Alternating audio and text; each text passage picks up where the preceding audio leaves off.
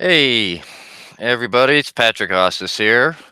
Welcome to tonight's live stream from the Las Vegas Massacre Video Archive channel. I got a couple news stories to get to here. Let me open up my other device here, though, so I can see the chat this time. All right. Go on live chat. Oh, look, somebody's got a topic on there. I've always found it surprising how that officer identified the shooting location so fast above me. More surprising how nothing came of it. Okay, yeah, we can talk about that. All right, sweet. Let's wait here a couple minutes for a few more people to join. I'll just blab on. How's it going, Bifton? Or Blifton, sorry, I didn't mean to. Blifton. Okay, didn't mean to say it wrong. How's it going, buddy? Yeah, we can definitely discuss that topic. So it's having such a, I don't know, sometimes it's hard to find topics, but luckily there's a couple news stories that have come out today. As a matter of fact, they actually came out today about the Las Vegas Massacre, and one of them's very surprising. I'm doing all right. I'm hanging in there. It's starting to, up here in Washington State, it's starting to rain again, so, it's a depressing time up here where it's dark all the time. All right, let me do some screen sharing here. It's gonna make me share my whole screen. All right, hang on. All right, I'm gonna do that story next. So let's talk about this one first. So this isn't a huge deal really anymore, but more footage was released today from the body cam footage was released today. I looked at some of it. I didn't see anything all that earth-shattering, but you never know. Sometimes they've got some stuff that's worthwhile in there. So this is off of the Las Vegas Review Journal. Which it came out today, and it says Las Vegas police on Wednesday released another batch of records from the Route 91 Harvest Festival shooting. It marked the 19th court-ordered release since early May of Metropolitan Police. So, everything that they've released, they've had to release basically because of a court order. Hey, Central Internet Agent, what's up? So yeah, basically anything that they got, they had to, that we've seen from body camera footage or anything like that, that's all been court ordered. I mean, it's not like they gave us any of this out of the goodness of their heart. Now, after the first couple days, after the shooting, they did a little montage of body cam footage. They released that, and I guess they figured that was their duty, and that was the end of it. But according to a judge who decided differently, and decided that they had to release all this stuff. So that's why we get to see any of it. It's not for the, the sheer, transparency of the Las Vegas Police Department or anything. It's because of a judge court order. Now, here is the surprising story. This is the second one I wanted to go over. MGM offers deal. This is on, what does this say? NBC News. MGM offers deal to Las Vegas shooting victims. It's suing. A victim's lawyer quickly called it nonsense. So if you remember, the MGM sued the victims. And here, I'll just kind of read the story here. It says, MGM Resorts International drew criticism Tuesday for saying hundreds of survivors of the Las Vegas mass shooting who are being sued by the casino operator could opt to have the money that will be used to serve them a lawsuit instead donated to a charity. The company in July sued more than 1,900 victims of the October 1 mass shooting at one of its properties and has been working to notify them as it faces a standard 90-day deadline. MGM told the victims' attorneys it would rather make the donations to charities than spend the money to pay people to serve the legal notices. The money spent on personal service of process up to $250 per person could be better directed to do some affirmative good, MGM's attorney wrote in a letter shared with the Associated Press. Goes on, MGM offered to make a $500 charitable donation for each person who waives being served or authorizes an attorney to accept service on their behalf, but a victim's lawyer quickly called it all nonsense. Attorney Robert Eglett, part of the group representing most of the victims, said the company is just trying to spin its attempts to save money on serving legal notices. It will cost the MGM significantly more than $250 to serve them, Egglet said. This is more outrageous conduct by them. Serving defendants is a crucial step in a civil lawsuit. It informs a defendant that a lawsuit has been filed against him or her, provides the individual a copy of the complaint, and starts running a 21-day deadline for the person to respond to the lawsuit. Egglet said the firms representing most of the victims have not been authorized to accept the legal notices. That would force MGM to find and serve each of the 1,977 people it sued. Letters explaining the offer of charitable donations were sent Tuesday to 37 attorneys representing victims. As part of MGM's offer, each defendant would choose a charity that supports survivors or families of slain victims, and the donations would be made in his or her name. If the offers are not accepted, we will personally serve the complaints courteously and respectfully, MGM spokeswoman Deborah Deschong said. The casino operator filed the lawsuits in an attempt to have a federal judge declare that it has no liability to survivors or families of slain victims under a federal law enacted after September 11 terrorist attacks.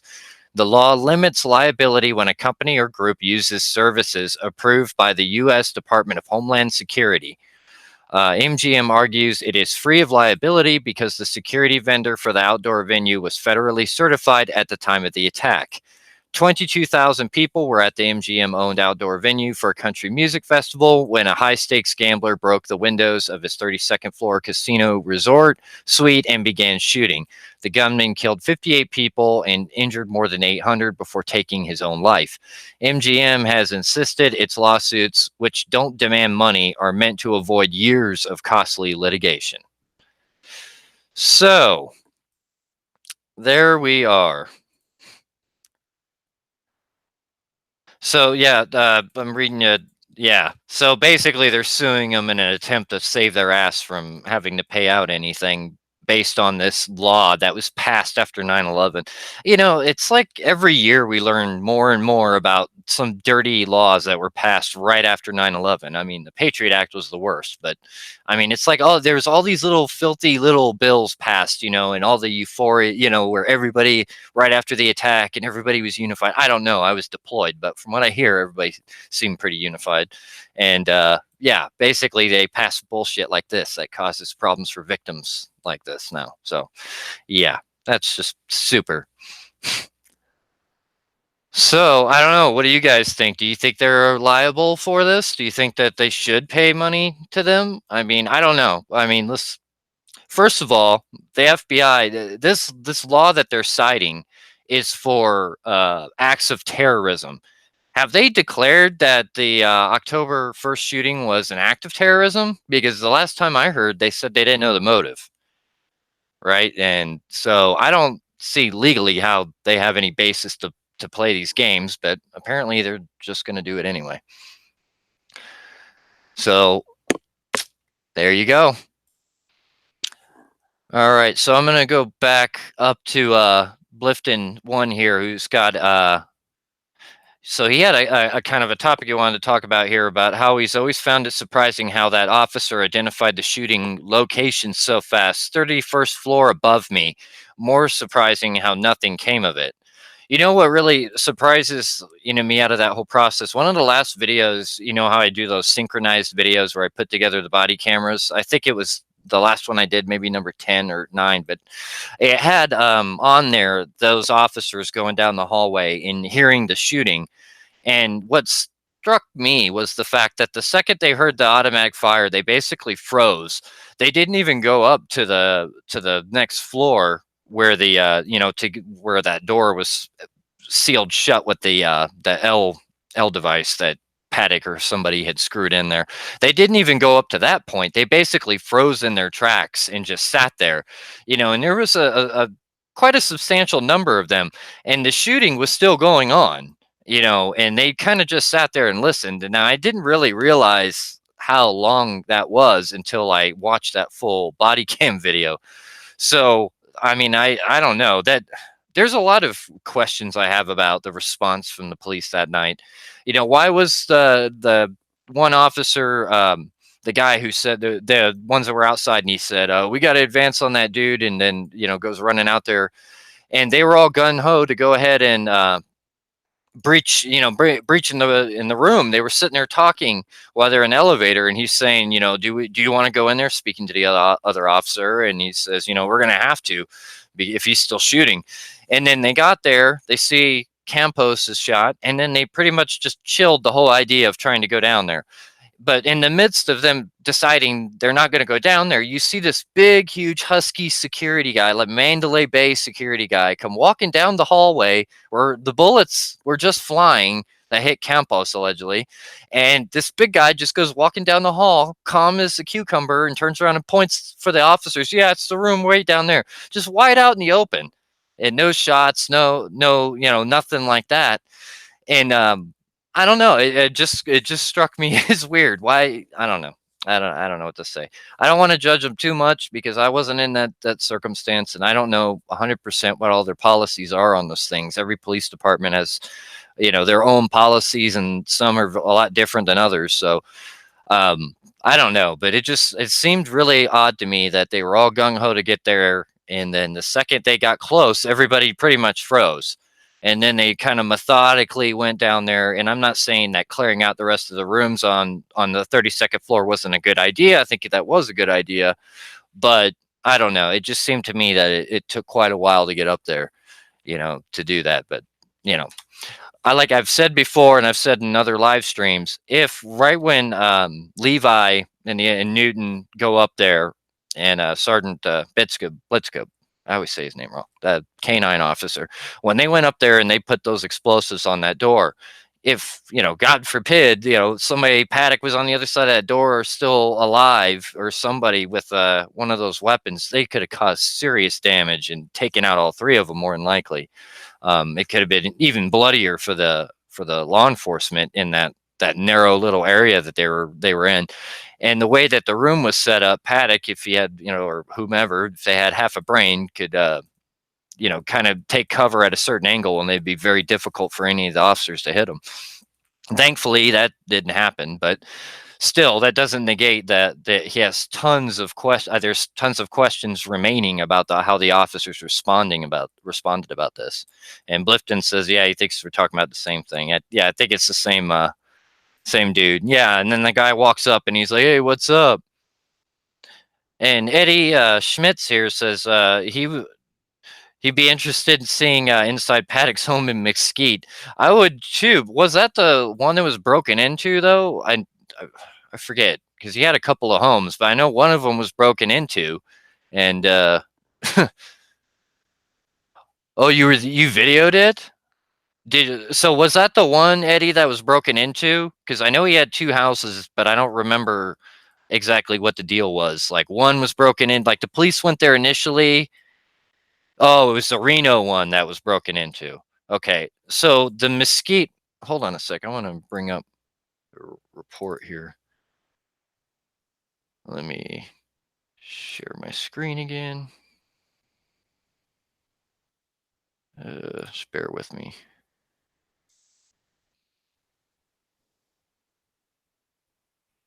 All right, so let's go down to where they talk about serving the warrant in Mesquite. I gotta find it. I don't know what page that is off the top of my head. I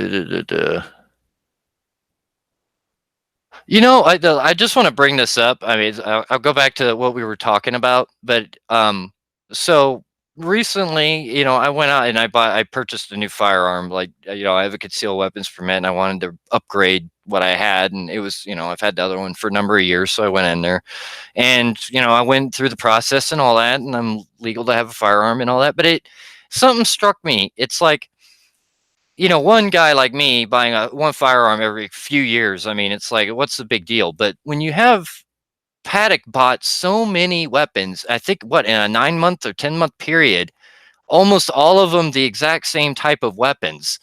Did that not raise any flags? I mean, really, what is it? What do you...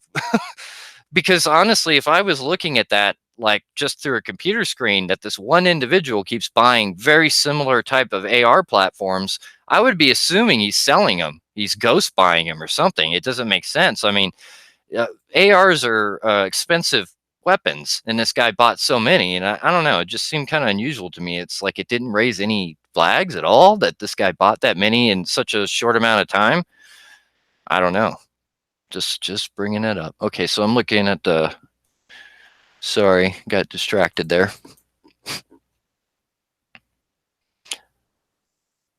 And Eddie says here, yes, you have video in Mesquite home and outside ads as well. He's gonna post a link. Cool.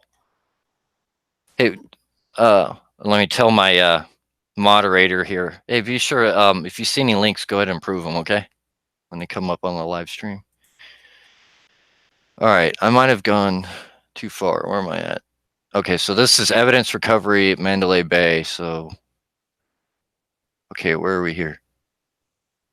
Mandalay Bay, McCarran.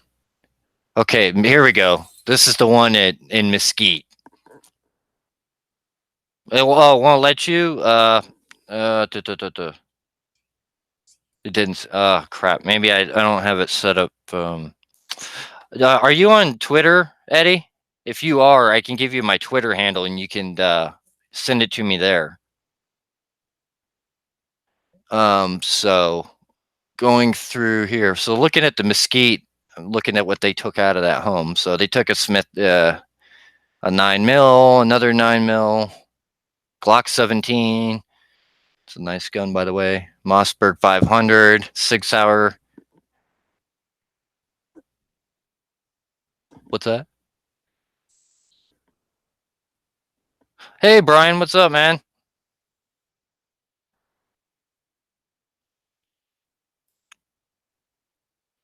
Okay, I see that, Eddie. All right, I'll go there and subscribe. Okay, I'll chat. I'll do that. So anyway, going back to what they took out of the Mesquite home. So we've got an AR 12 gauge, another AR, Mossberg 590 and Mossberg 930, semi-automatic shotgun, armor light, AR-15, AR-15, AR-15, 12 gauge, AK-47. Oh, that's a shotgun. Yeah, we had one of those in Iraq. The Segas look like an AK, but they fire shotgun shells. Beretta 92F, which is the same as an M9, what the military use. They just are switching to a new one, it looks like, but that's what they used when I was in. And an FN57, which is an extremely expensive, very nice handgun. So that's what they dragged out of his Mesquite home. And here Reno, and I guess Reno's the one that got broken into. Oh, what here they picked up computer-related items, soft body armor, and exploding targets. So they got that from this Mesquite home as well. So when you go down to Reno, you had a 357, a 9mm, Beretta 92A1, Remington Mards 870 12 gauge, Mossberg 590 12 gauge, a Glock 17 Gen 4, which is a really nice handgun. Smith & Wesson M&P 9, which is a 9mm. So he had like two of the exact same handgun. Firearm, ammunition, rifle magazines, computer related items. Interesting. So that's what they dragged out of his home. But I mean, my understanding is the police went in there initially into this Reno home, and then it was broken into. So who knows what was done, or not a lot of great work on. I mean, hopefully they took every single thing out of there, but I kind of doubt it. Meaning the police when they were there the first time, but I'm kind of doubting that. So this is kind of going back to my video I did about the locks and about what was going on with the key cards and all that. So it says here, the key cards for the hotel rooms in Mandalay Bay are programmed by computer when checking into the hotel. Each card is automated to open the door associated to that guest. As a result, each time a card is used to gain access to a guest room, the information is electronically stored. Lock interrogations were requested on both 32135 and 32134. On October 1st, the door and locked to room 32135 was manipulated several times. The door was opened and closed, and deadbolt was thrown and released several times. At 23:20 hours, the door to room 32135 showed open from the inside. This is the time the door was breached by officers. The only key card used to open the door from the outside was issued to Paddock. On October 1st, the door and lock to room 32134 was manipulated several times. The door was opened and closed, and the deadbolt was thrown and released several times. The only key card used to open the door outside was issued to Paddock. Prior to October 1st, key cards issued to other guests were used in an attempt to make access into 32135 and 32134, but access was denied. So that's interesting. But what it leaves out on this is that if you look, and this is, you can see this in my video and other live stream I've done about it, that there's a time out there where it looks like he's locked outside or somebody's locked outside and somebody lets them in, which of course would be indicative of two people being involved. And Eddie says he has a post from Reno PD saying that the door blew open, not broken into. Actually, it read a reply to a comment I made. Interesting. I mean, either way, this should have been sealed and it should have been under guard, until they knew what they were dealing with exactly. You don't, sometimes in an investigation, you don't know exactly what you're looking for right in the beginning. So, yeah, they might grab obvious things like, computers and firearm stuff, but the investigation could take another direction and where you need certain clothing items and things like that, which means you're going to have access to that residence, a sterile residence where you can find that stuff. And you don't have that anymore because either the door was blown open or whatever. So it still makes them look pretty bad, meaning the the police that were running the investigation on that. And Brian says definitely two people. Yeah, I think that I think it shows that.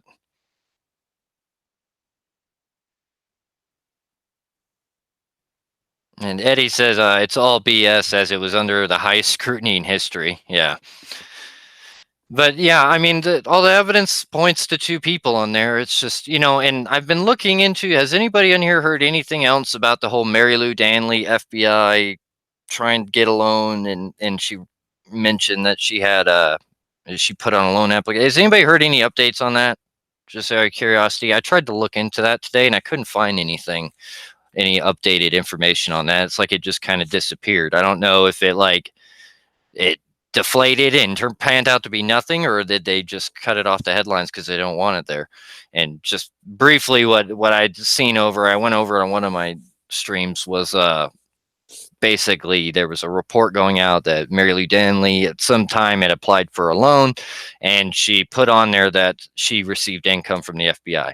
Now I can't confirm that, but and so Brian says no, but I think she was an asset, not an employee. Yeah, and that's very possible. It's very possible. But what I think is really interesting, and I'd like to know, is did Paddock get paid by the FBI at any point?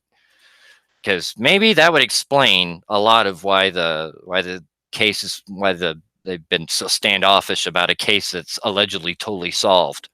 There's no reason not to be completely transparent if you've got it all figured out, who did it and all the players involved. And that's what they've said repeatedly, that, yeah, they don't know the motive, but they're not charging anybody else. There's no other outstanding characters out there. I was okay. So what's the problem? Then why not be completely open and honest about everything? Why does it take court orders to get every damn bit of information out of this thing? Maybe there's other things being hidden. That's the only thing I can come up with. Let me see your comments here. Eddie says she had 18 SARs on her at the time of the shooting. SARs. And Brian says, to me, the whole thing suddenly makes sense if you didn't know about 134. Yeah. And Brian goes on to say, I don't think he was running guns that day because they were all in his name, but you never know. Yeah, I know. That's the other, I've mentioned before that the way the layout of the guns, let's go find the guns here. The layout of the weapons looked to me a lot like the layout that you would see typically at a arms deal where you have a lot of guns without actual optics on it. All these ones did, but like right here, no optics. That's typically how guns come like that. But like you said, they were in his name. So if I don't know, it's just bizarre. It's very bizarre. And then, another question, he had 5,000, over 5,000 rounds left. And yet he still, I mean, by the time he died, let's say, he had 5,000 rounds left. Why, did he decide that moment to, let's say that we're believing their story. Let's say at that moment he decided to off himself. Why? I mean, they weren't really going right down on him yet. Now, were they? He had 5,000 rounds. He had an elevated position. He had complete control of the area there. I mean, I don't know. I just think it's worth asking. And, it's one of those things that we may never know, but I just find it kind of interesting. Maybe if there was others in there and they wanted to escape, though, it might make sense, if you know what I mean.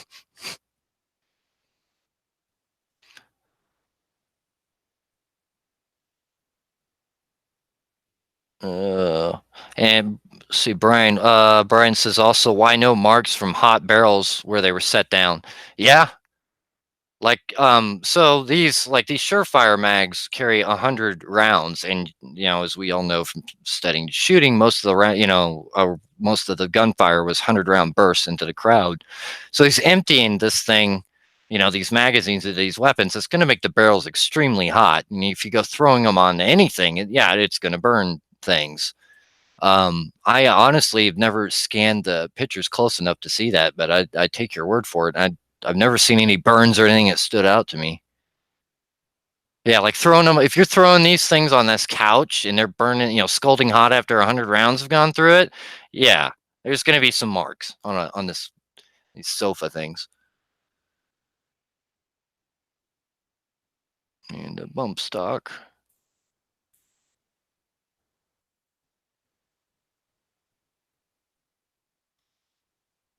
Yeah, very. Yeah, and like Brian says here, those barrels would be red hot.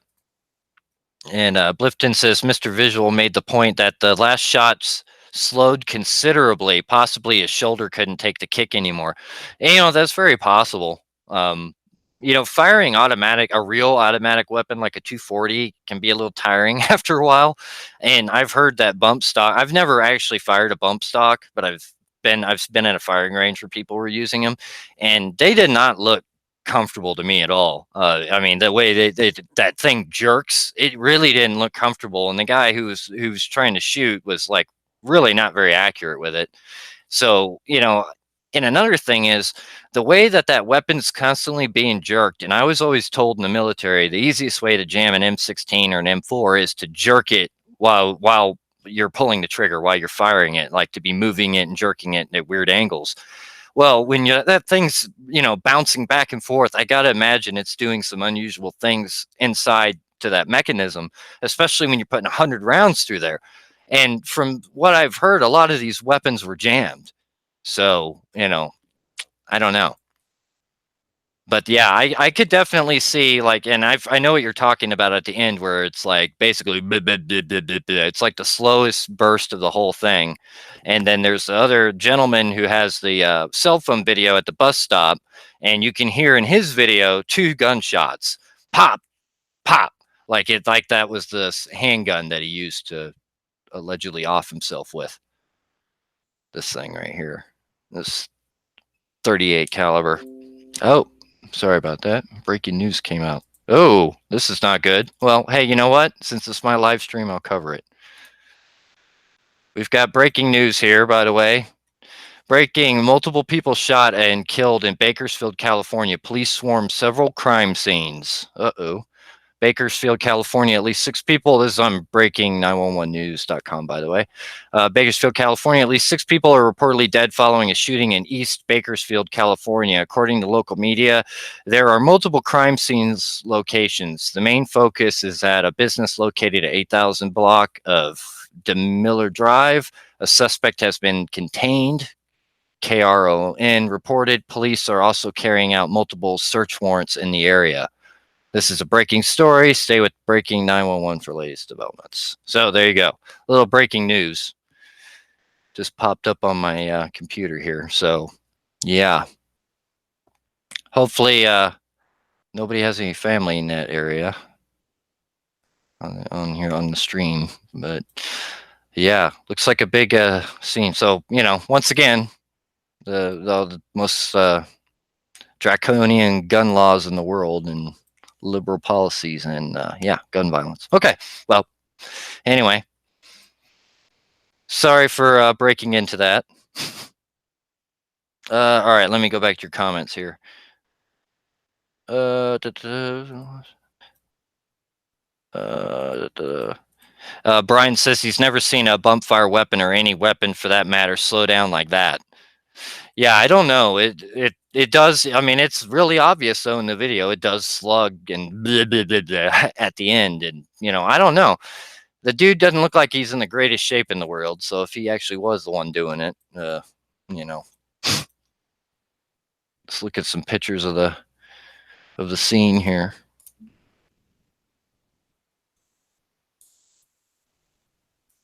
Yeah, I'm looking. Now I want to look for burn marks. Now that that's been mentioned.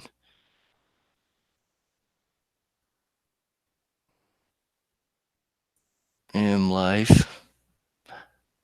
One thing, a lot of the ammo he was bringing in there, right? I mean, I don't know how many of you guys have ever carried like ammo boxes. Like if you have those big metal ones, you can put like, usually quite a large number of either magazines or rounds in there. They're heavy as hell.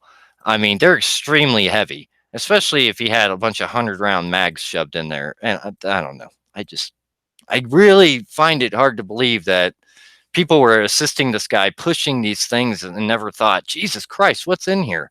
Or maybe he gave them some excuse or something. I don't know. Maybe they bought it. Maybe he's like, oh, it's all computer software crap or so. I don't know. Made up some BS story. Maybe that's why. I don't know. Or maybe they were just told don't ask suspicious questions about high rollers. I don't know. And there's the window and all that good stuff. And Blifton says if we could only see the autopsy report. Mark North says very heavy. Yep. And there was this stupid snorkel thing, which, I almost would say if anything indicates mental illness, I mean, aside from the fact that the psycho went out and, allegedly murdered a bunch of people, what the hell was this? Really? I mean, if they use gas, what good is this piece of crap going to be? Because the type of gas they use it messes with your eyes.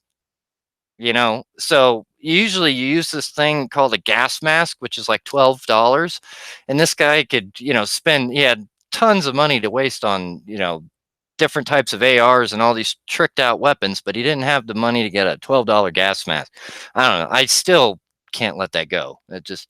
I find this like, I don't know, just screams mental illness to me. Brian's asking, any idea how many loaded mags were found? I'd like to do some math on total weight. Oh, that's a good idea. You know what? I don't know about the mags. Let's see. I think at the very end they itemized the total number. Okay. Where was the... Okay, here we go. Live ammunition. He had 5,280 rounds unfired inside those rooms. Now, if you go up here, he fired 1,050 rounds. So you have to add 5280 1050, and I'll give you how many rounds he brought in there. Magazines, I don't know if they have it. I don't think they broke it down like that, like how many magazines.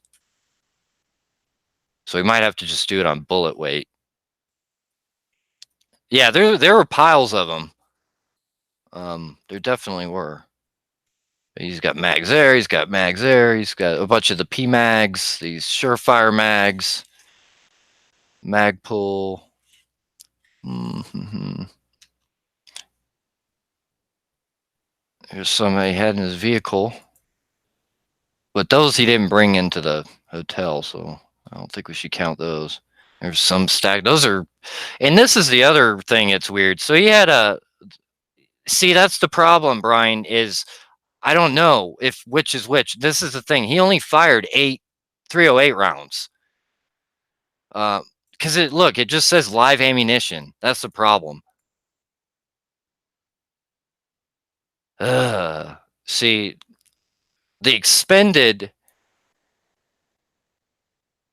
Yeah, so they're saying they expended the 1,050 was 5.56. Then the live ammo, it doesn't tell you which kind. It just says 5,280. So I don't know if that's it. Some of that has to be the 308 ammo. But remember, he only fired 308 rounds. So like all those you want to do a tally for each, like each weapon?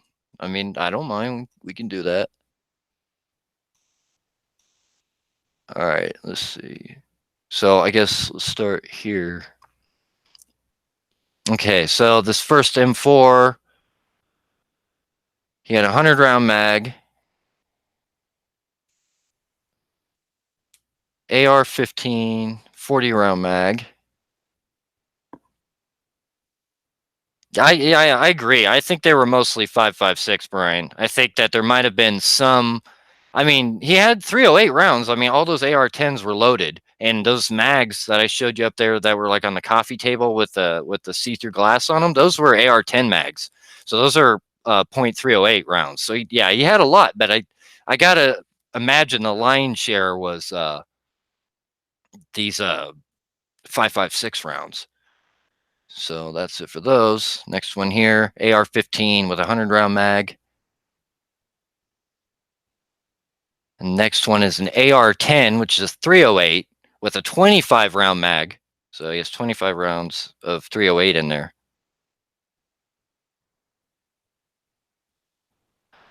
No, I don't. Hold on a sec. Let me check the autopsy thing. All right, bear with me for a sec. I'm going to have to take you off this while I find another file. So give me a second. I'm going to pull up the autopsies. Doo-doo-doo.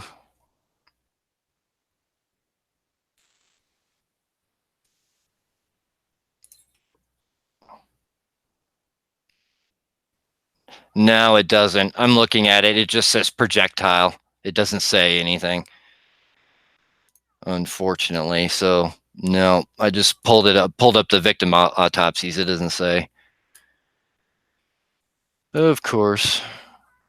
But I mean, I don't know. But a lot of these rounds, I mean, in their defense, he was using a lot of those polymer tip rounds, which means the second those rounds hit, they fragmented and caused, tremendous damage. And it's really hard to figure out what the caliber of the weapon is when they break apart like that. Brian says, I wish I had more time to read all this stuff more thoroughly. I know. It's like I get home from work, work a lot of 40, 50 hours a week, get home, and it's like, you're half brain dead, but I still like want to investigate this. I'd love to write a book about this stuff, but it's like, God, when do I have the time to do that? All right. Okay, so this is one we left off at. Next one, AR-15 with a 100-round mag. AR-15 .223 with a bump stock, no vertical foregrip, 100-round mag, no sights.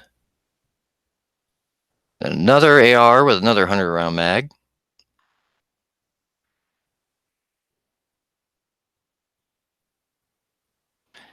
Well, unfortunately, Bahudi says why. We should assume a lot of it is fabricated anyway. Well, that's why we do our own investigations and try to find, errors and holes in this stuff. .338, which we have found some already. So on this one, Brian, looks like, so be it, I guess, a 38. I guess it says 4 cartridges of 38, 1 expended, so 5 total. But he probably just had that in his pocket or something anyway. All right, AR-15, 100-round mag. Then another AR-10. Now this one says it had a 25 round mag, but you can clearly see there's no mag there. So I don't know how to take that one. Yeah, I agree. Discerning Light said even the fabricated stuff is evidence too, and that's true. You can, the best lies are always mixed with some truth. That's how they're believable. So, you're going to find nuggets of actual information. The hard part is sifting through it and figuring out what's BS and what's real. And that is the headachy part of things. All right. Next weapon, AR-10 with a bipod and 25 round magazine.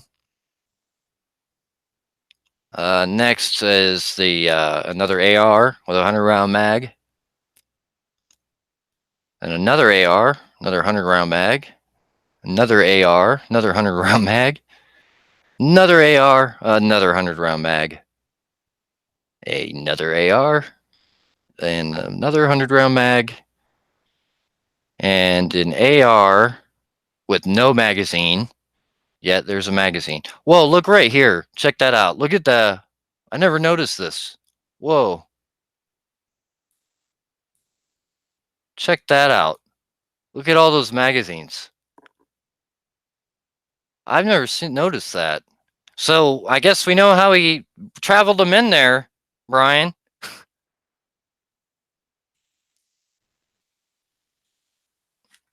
Look at that. Wow. So I bet you had them laid out like that in those whatever carry-on bags or whatever the hell they're called. But look at, damn, those look like the 40 round PMags for 5.56. Damn. I mean, I've seen like the other ones. Like, let me see if I have.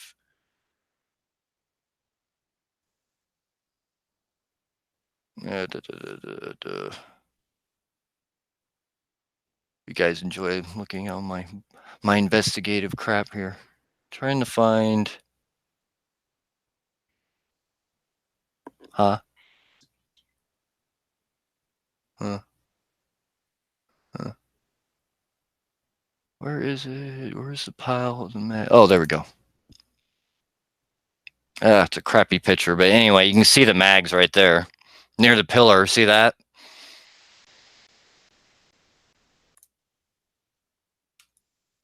These are the ones that were leaked that pissed old Lombardo off.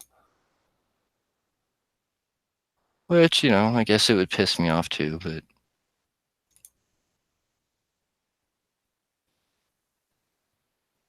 Well, yeah.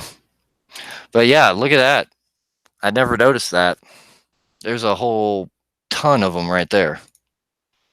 How many? So there's 3, 6.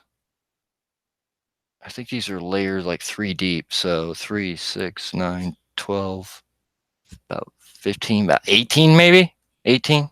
Yeah. So it looks like 18 40 round PMags in this little carry-on thing or whatever it is. Interesting. Wait a minute. Look at that. Are these burn marks? Check that out. What do you think? You think my daughter here thinks it might be blood, but I don't. Let's see. Let's zoom in. Looks like some burn marks. Are you talking about the magazines? Discerning Light. What are you talking about? Looking white. And let's see. Yeah, they look desert brown. Like I have magazines like this for my AR that are tan colored. They're just tan colored ones. So Brian says rough math in 5.56 is about 170 pounds. Jesus. And at least 20 of these in here. Bahudi says. Yeah, and it looks like some burn marks on here, but those are the first ones I've seen. I haven't seen any others.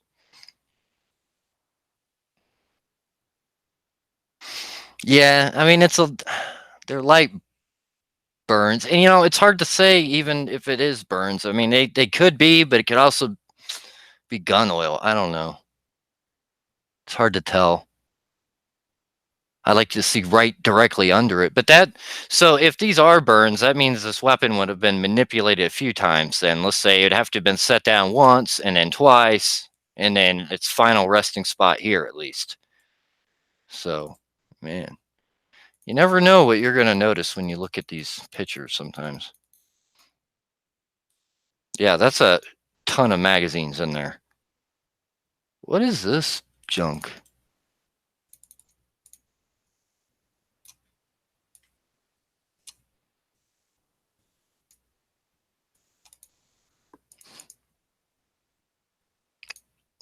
Discerning Light says there are burn marks on the curtains too.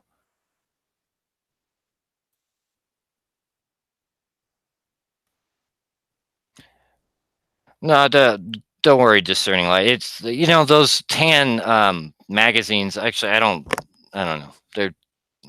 I don't know. I've never seen the 40 round versions like that, but I guess they make them. I mean, I've seen the 40 round ones that were black, but I didn't know they made those desert tan ones. Maybe out in Vegas they're popular. Just curious what this is. It looks like a tape measure and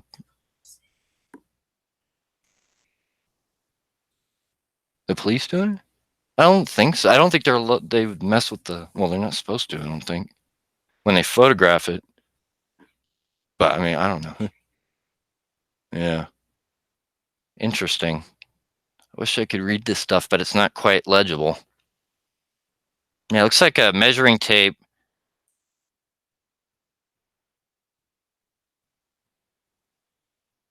Interesting. Yeah, it does look like duct tape right there.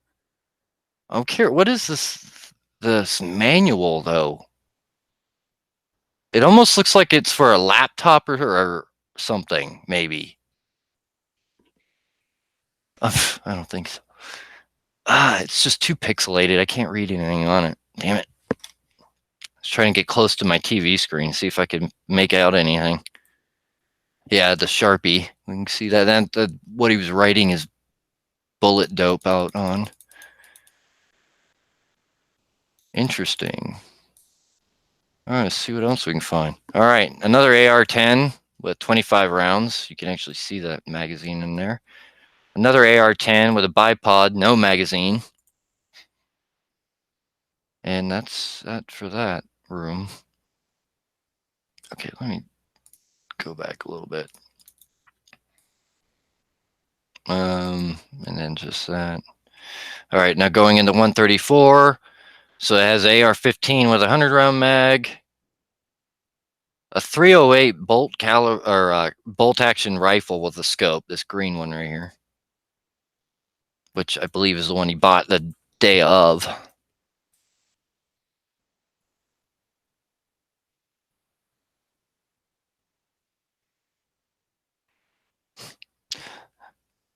Maybe Brian says maybe he was gonna replace the windows and doors. Yeah. All right. Oh, here's another AR-10, no magazine.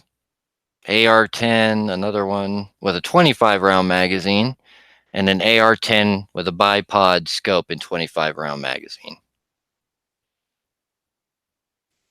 And then in the vehicle, he had polymer 25 round. I thought he had more than that in there. Huh. Well, anyway, that's approximately at least with the weapons in there. But yeah, I never noticed that picture with that little box of ammo down there. I never noticed that.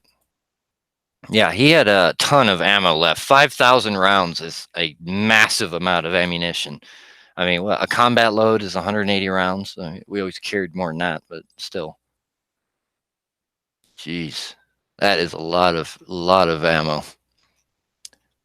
And it's an unbelievably large amount for one person. Mm-mm-mm. Hmm? Mm.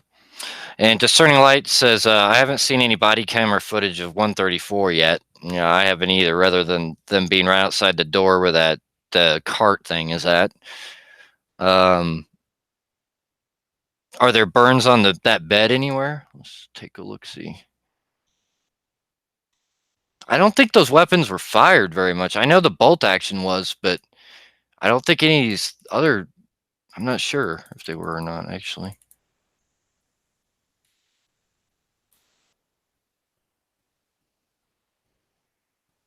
I'm not seeing anything. But a bolt action, if he was only firing like a few rounds through it, it probably wouldn't have made it. It wouldn't heat it up like the way a fully automatic weapon heats up.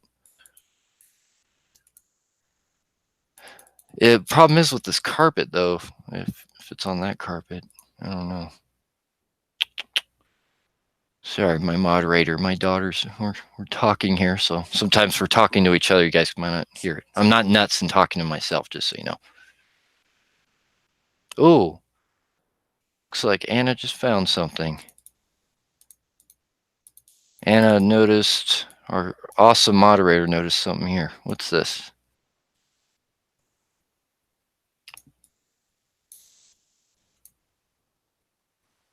Could just be the angle of the, or gun oil or something.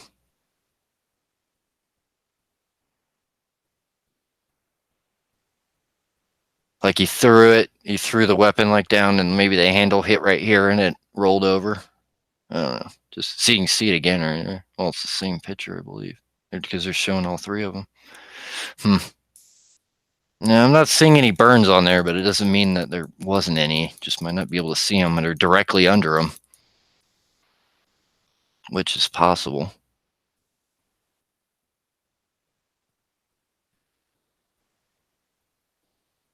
I don't really see what you guys are saying here. Bahudi says he had to be an arms dealer. Does anyone believe otherwise? And Brian says, I don't think he would be running those guns in his name if he was an arms dealer. That leaves him open to some major liability. And, that's kind of what I meant by how did that not raise any flags, buying a bunch of the exact same type of weapon in such a short amount of time? It's just, I find that a little unusual. Discerning Light says I think he paid up front, putting all those guns in his name. Right by 22.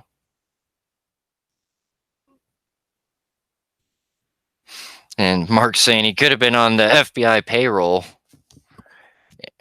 And if, there's been cases where FBI or people being used by the FBI or other federal agencies have been caught selling weapons before, and I can't imagine under any circumstances where they would have, I mean, I don't know. It's just, there's so many unknowns about this case. I don't know. If it was an arms deal, I mean, is that why there was no questions asked about all the weapons that he bought in that short amount of time? Was he being protected in some way? I mean, I find it hard to believe if like the average citizen went out and bought as many weapons as this guy bought of the almost identical type of weapon systems over and over and over again. I just find it hard to believe it wouldn't raise some red flags somewhere.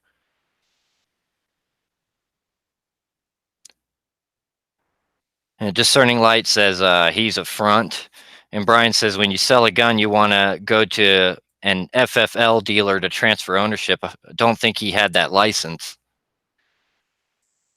I mean, the other thing you can do is criminals will file down the numbers, all the tracing numbers, serial numbers and stuff off of the weapons. But that still leaves you open to all kinds of, liabilities, because where'd all those weapons go that you bought? I don't know. Bahudi says CIA payroll too. CIA participated in organized crime every day, guns, drugs, and rock and roll. Mark Norris says if you or I bought that many, we'd be busted. Yeah, and it's like I was saying. I was thinking, a few days ago when I was buying that new firearm, I was like, this is, it's generated to the federal enforcement agencies, and like I said, one guy buying a firearm, a handgun every 5 years, it's not that big of a deal. I wouldn't expect that would raise anybody's attention. But when you buy in, like, what was it, a 9 and 10 month period, all these different type of AR platforms, it just, I don't know. Especially, and I don't know. Remember the whole Fast and Furious fiasco? How that was supposed to help cut down on gun running, and it turned out it was the government, authorizing these gun dealers to sell weapons to people they knew were straw purchasers. So I don't know. I don't know.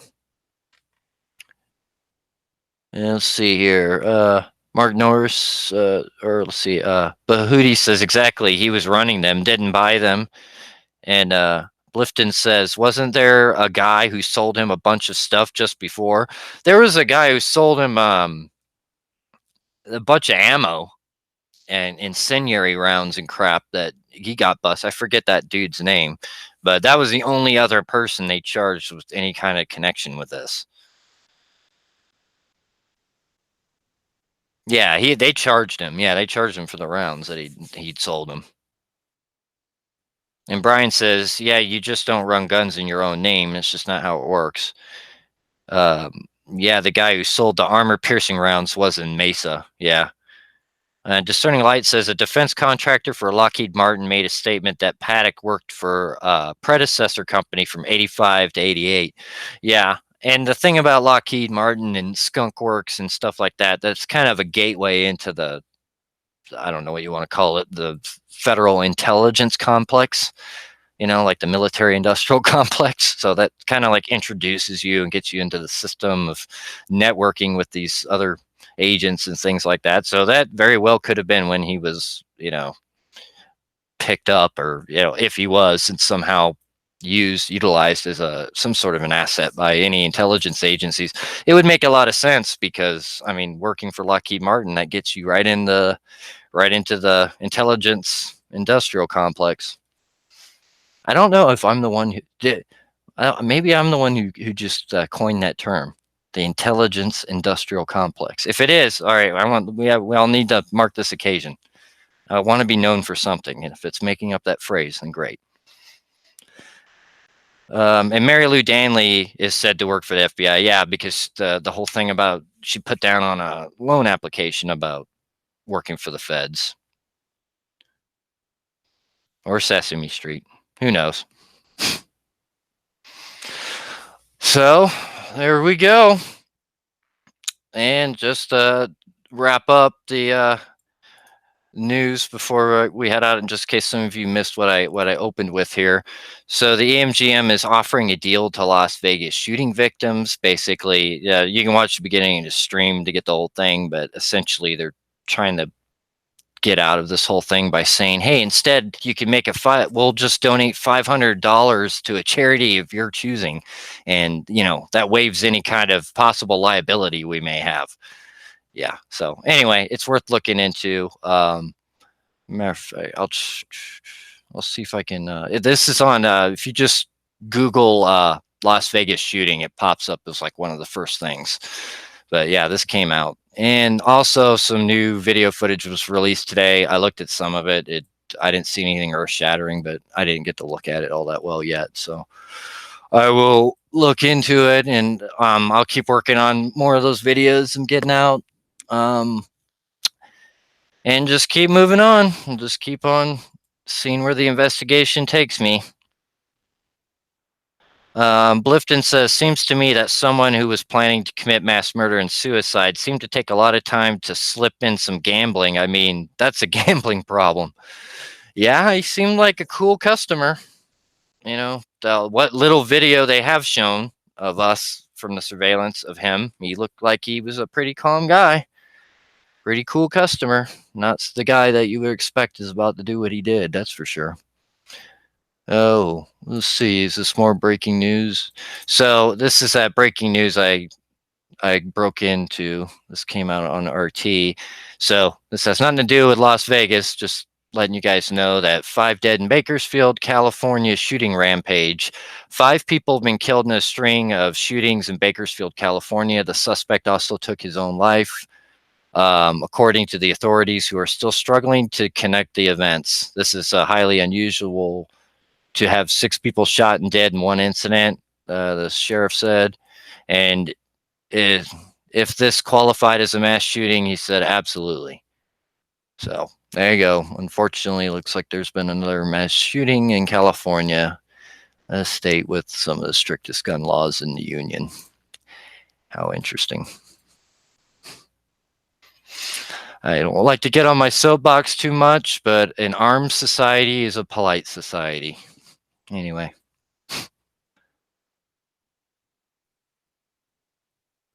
Yeah, Mark made a good point here. No timestamp on the video of him gambling. Do you live in Bakersfield, Discerning Light?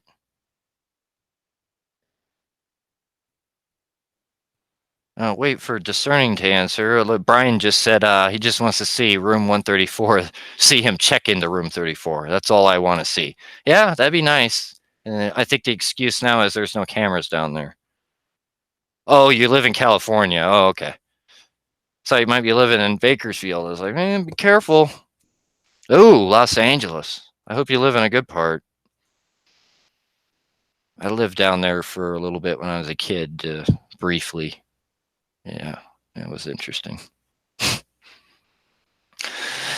All right. All right, everybody. Well, I think I'm going to wrap it up. We'll call it a half a day today. And so I'll probably pick up again next Sunday, unless I just can't think of any other topics. We'll just plan on doing 6 p.m. Pacific Standard Time next Sunday.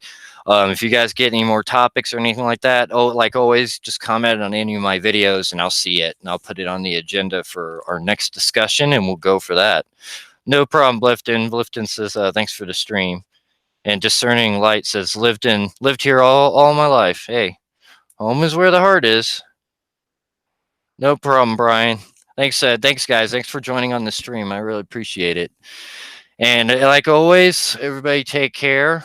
Please be safe and God bless.